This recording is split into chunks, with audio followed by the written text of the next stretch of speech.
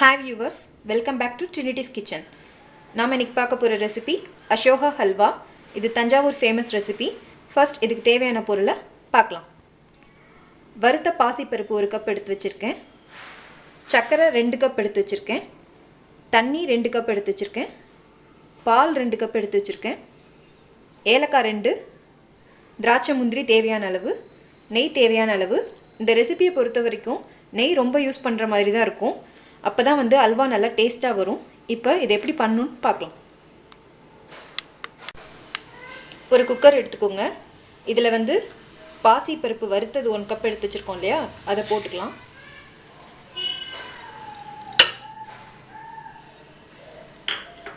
இது கூட பால் எடுத்து வச்சுருக்கோம் இல்லையா, அதையும் ஆட் பண்ண போகிறோம்.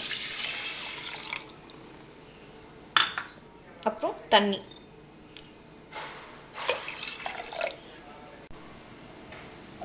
இப்போ இந்த 3த்தையும் சேர்த்து நல்லா நம்ம வந்து வேக வைக்க போகிறோம். இந்த பாசிப்பருப்பு வந்து நல்லா வெந்துடணும். அதுக்கப்புறம் எப்படி செய்யணுங்கிறத பார்க்கலாம்.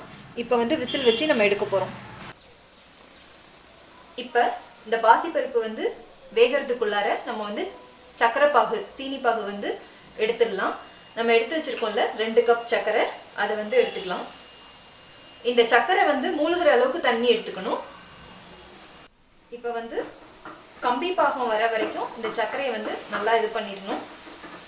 நல்லா இது கம்பி பாகம் வந்ததுக்கு அப்புறமா இதில் வந்து இந்த குக் பண்ணிட்டு இருக்கோம் இல்லையா பாசிப்பருப்பு, அதை வந்து ஆட் பண்ணி அல்வா ரெடி பண்ண போகிறோம். இப்போ பார்த்தீங்கன்னா சர்க்கரை பாகு ரெடி ஆயிடுச்சு. இப்போ நம்ம வந்து வேக வச்சோம் இல்லையா பாசிப்பருப்பு, அதை வந்து இதில் வந்து ஆட் பண்ண போகிறோம். பார்த்தீங்கன்னா நல்லா வெந்துருச்சு. இப்போ இதில் ஆட் பண்ணி நம்ம வந்து கிண்ட போகிறோம்.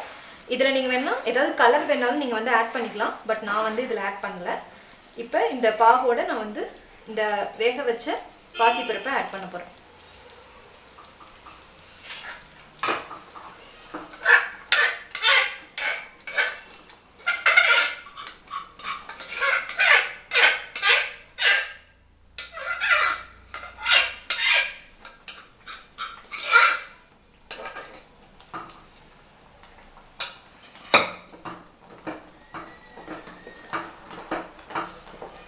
பண்ணி இதை வந்து நல்லா கிண்டிக்கிட்டே இருக்கணும்.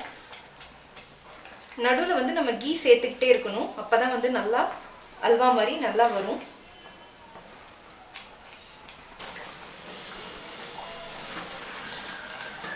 பாருங்க நல்லா கெட்டியாயிட்டு இருக்கு. இப்போ மறுபடியும் இதில் வந்து கொஞ்சம் கீ ஆட் பண்ண போகிறோம். கொஞ்சம் கொஞ்சமாக கீ ஆட் பண்ணி கிண்டிக்கிட்டே இருங்க.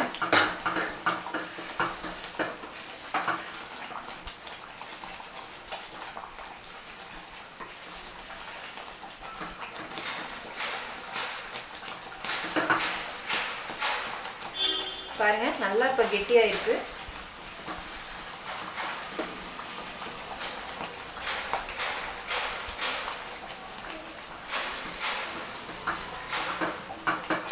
இது இப்படியே ரெடி ஆகிட்டே இருக்கட்டும்.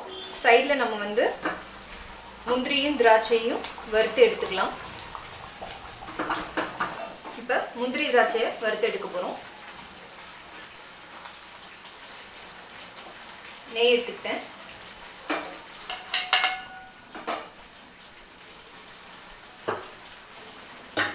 நெய் வந்து நல்லா ஹீட் ஆனதும் முந்திரி திராட்சையை இதில் ஆட் பண்ண போகிறோம்.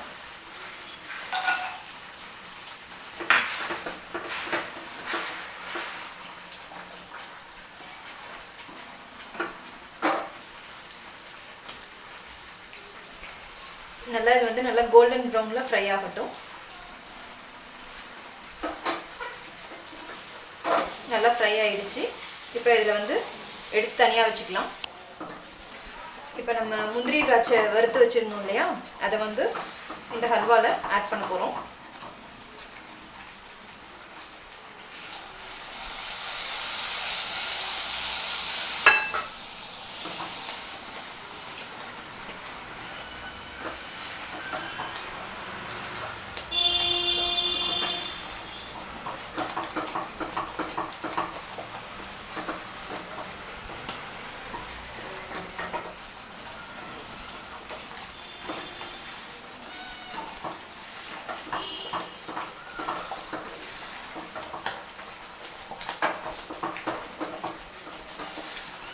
இதுக்கு நம்ம எதுவுமே கலர் ஆட் பண்ணணும்னு அவசியமே இல்லை. அதுவே பார்த்தீங்கன்னா எல்லோயிஷாக தான் இருக்கும்.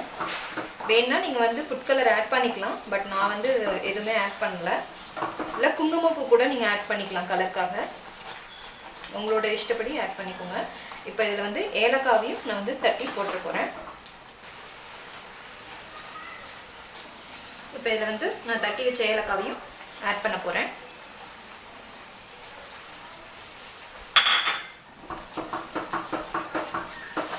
பாருங்க, நல்லா அல்வா மாதிரி சுருண்டு வர ஆரம்பிச்சிருச்சு.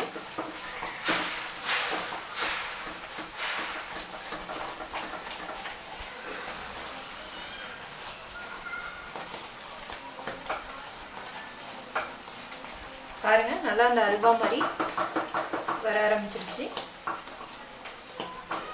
நல்லா அடி பிடிச்சிடாம கிண்டுங்க.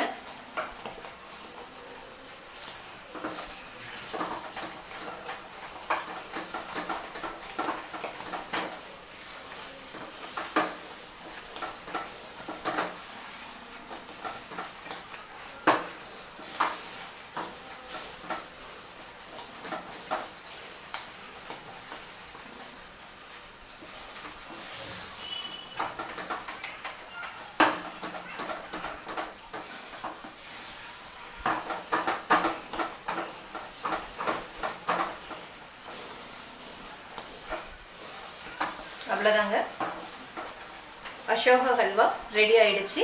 இது வந்து அப்படியே விட்டுருங்க, ரூம் டெம்பரேச்சருக்கு மாறட்டும். அதுக்கப்புறம் நம்ம வந்து இதை சர்வ் பண்ணி சாப்பிட்லாம்.